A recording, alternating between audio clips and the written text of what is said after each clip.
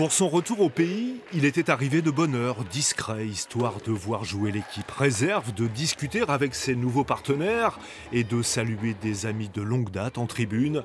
L'occasion aussi pour les fans de s'offrir un souvenir. Il est dans l'équipe de France de badminton. Il est arrivé 3e au championnat du monde, ouais, en double. C'est pas rien quoi. Non. Il est trop fort.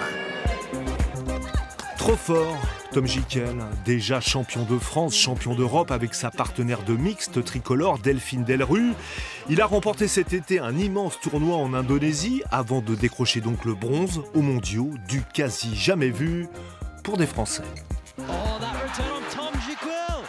Faire une médaille de bronze au championnat du monde, c'est toujours du supplément, c'est toujours des trucs en plus à vivre et j'en veux encore plus parce que c'est des moments qui donnent de l'énergie, t'en veux toujours plus, mais c'est déjà beau ce que je vivais déjà avant. Alors à l'heure des présentations, ovation du public, après 7 ans d'exil à Mulhouse, le revoilà, breton. Gickel vient de rejoindre le Flume Hill Badminton à Saint-Grégoire près de Rennes. Pour le club, un renfort de poids pour mieux faire le grand saut. Donc l'objectif, c'est le maintien. Forcément, on n'a pas les mêmes ambitions que l'année dernière. Au printemps, le FIB, emmené par son capitaine Carsodi, a décroché son ticket pour l'élite, le top 12. Alors pour monter en gamme, le club a aussi recruté le briscard Kellhoffner et l'Espagnol Rodriguez. Avec Tom, ils vont tirer les plus jeunes vers le haut. On va faire une proposition en tout cas. Faut vraiment penser à profiter, il y aura plein de temps, ça va être cool, mais le résultat viendra si vous prenez du plaisir et que vous donnez le maximum. J'ai aussi envie de redonner à la Bretagne. Moi, je viens d'ici, j'ai fait partie du CLE, donc des dispositifs départementaux, régionaux, et je pense que c'est important de redonner et savoir d'où l'on vient. Ce week-end pour le FIB, en simple, en double, c'était donc les débuts dans l'élite, avec pour le petit pousset breton Saint-Maur comme adversaire. Par rapport à des équipes qui sont là depuis plusieurs années, c'est compliqué. Mais on a quand même les armes pour se battre. Et puis je pense que Tom Gickel, c'est un gros renfort pour nous, quoi.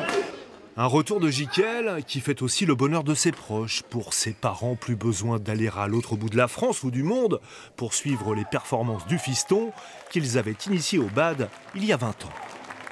La première étape, c'est à Ploërmel en poussin. On lui dit, allez, il gagne un set, on serait content, et il fait finale. Les gens disent, waouh, extraordinaire. En U13, première fois en équipe de France, ça nous semble extraordinaire. Et puis, chaque fois des étapes, il y a 3 semaines, médaille mondiale. C'est difficile à imaginer, mais c'est juste formidable.